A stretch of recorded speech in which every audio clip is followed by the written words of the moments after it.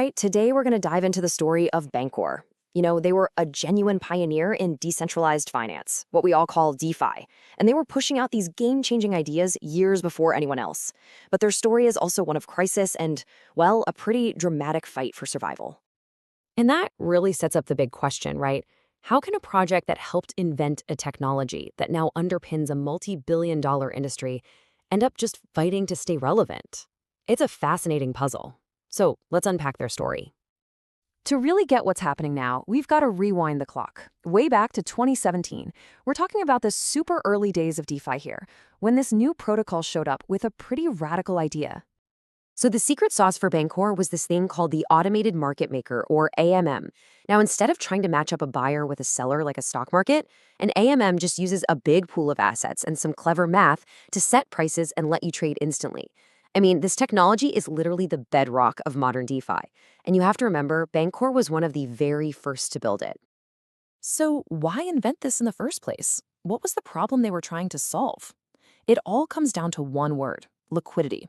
Or more specifically, the lack of it, especially for newer or less popular tokens that were almost impossible to trade back then. And this right here just lays out the difference perfectly.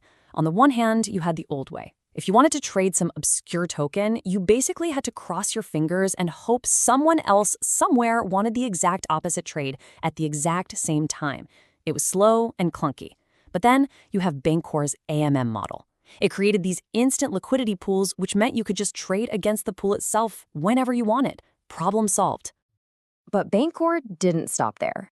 They also innovated how people could provide that liquidity in the first place. They came up with something called single-sided liquidity.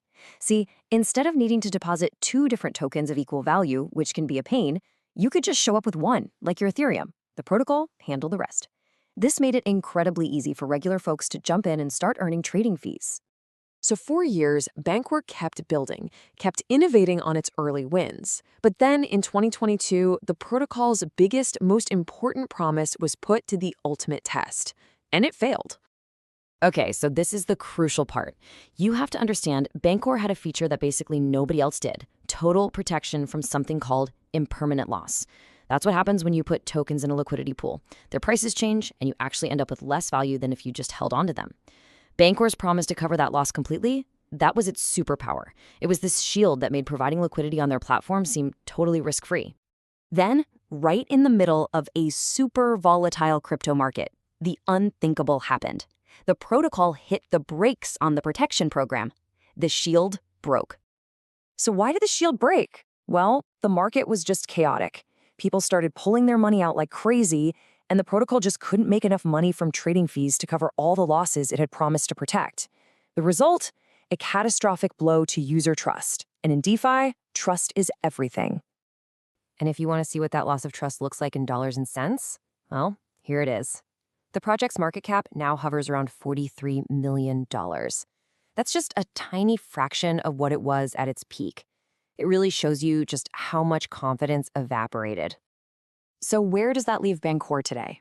Well, the protocol is definitely still around, still developing. But now it's fighting to reclaim its legacy in a really, really direct way.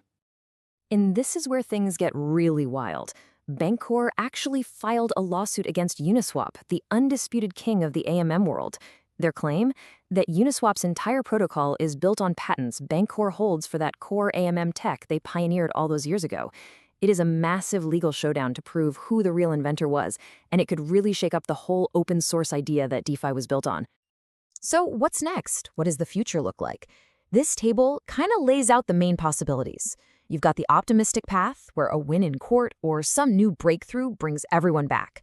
Then there's the moderate road, where it just sort of sticks around as a niche protocol for its loyal fans. And then there's the difficult scenario, where it just keeps struggling to compete with the giants. Which brings us right back to the beginning, doesn't it?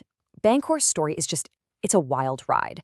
Is it a cautionary tale about the brutal, brutal risks of DeFi, showing how even the pioneers can get left behind? Or, with its entire legacy now on trial in a historic lawsuit, is its most important chapter actually still to come? That's the big question that's still hanging in the air.